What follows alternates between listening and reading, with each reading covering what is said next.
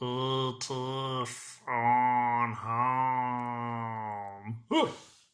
Hola amigos, it's Will here from Will's Custom Figures, coming at you today with a big bad breakdown of one of the most obscure and strange projects I've ever worked on.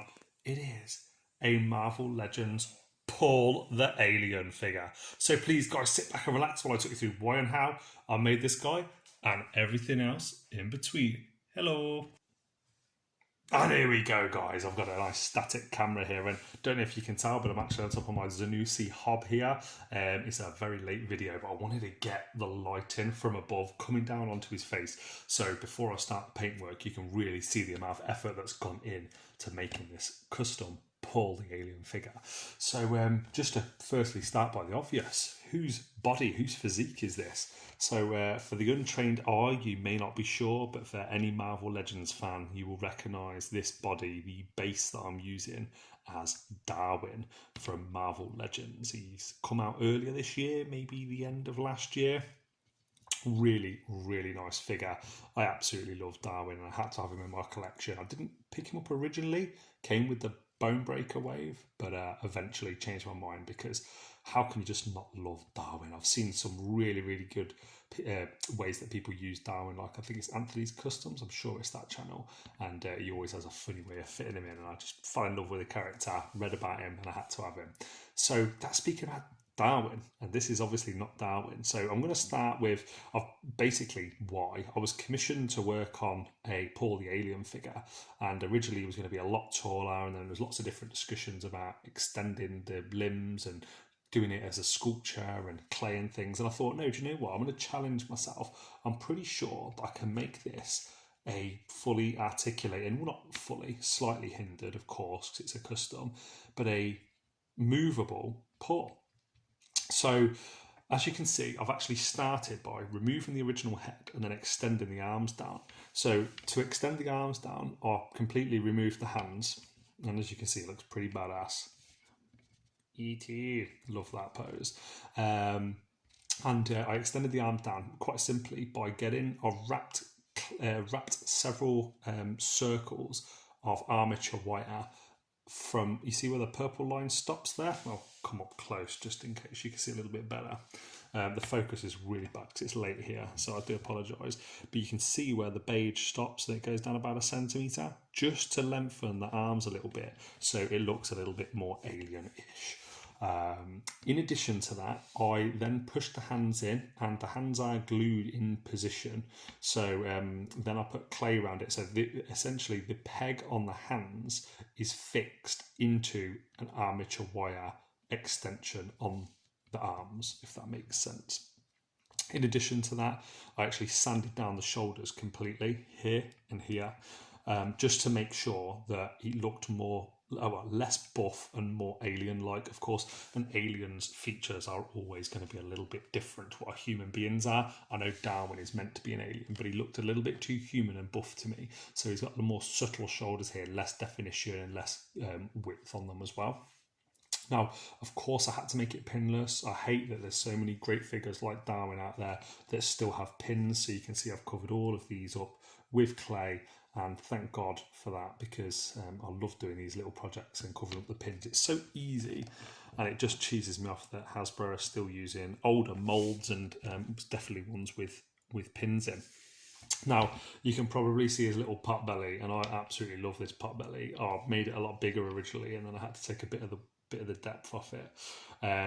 Nice and simple, just glued the torso crunch, the ab crunch, into position. As you can see, I've covered up the rear ab crunch there, and then added a nice little ball of clay and blended it in under the pecs. Also added a little bit of clay going onto the pecs as well, just to try and give it that more alien and that softer look there. In addition, you can probably see on the camera, let me just try and zoom in a little bit. I'm going to try and zoom in. Oh, here we go. I've got this phone balanced against some Werther's original boxes. Here we go. And yeah, you can see here I've added in all the stitch, and I've added in the little belt. What would you call these little bits? The little belt holder bits.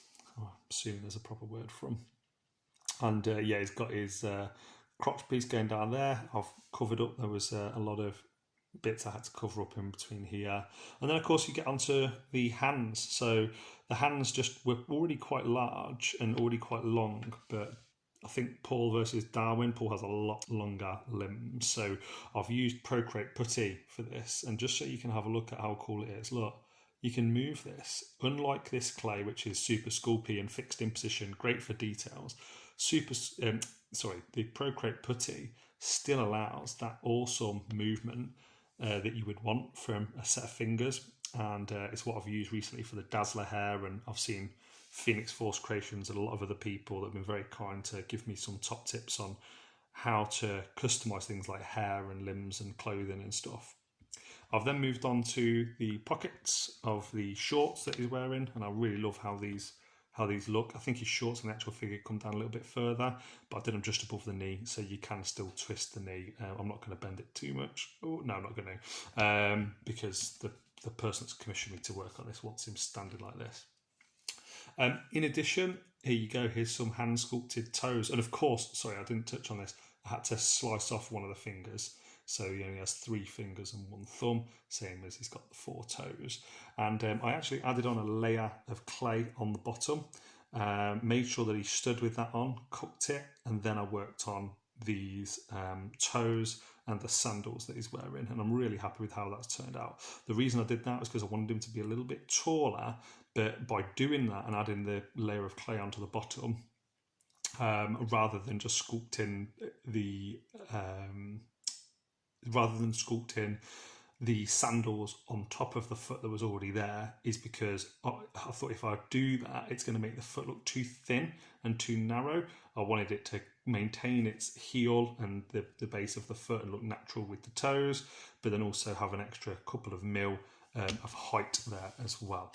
And guys, the head is, I'm not going to lie to you, that is probably the hardest bit. I'm just going to refocus the camera here. Oh, no. Here we go, beautiful. So let me know if you like this video, by the way, because it's the first time I've filmed at night in a very, very long time. But the head, I'm not going to lie to you, painstaking, hours and hours of just adding on layers. Originally, it just looked like a little tadpole, his head did. It was pretty funny.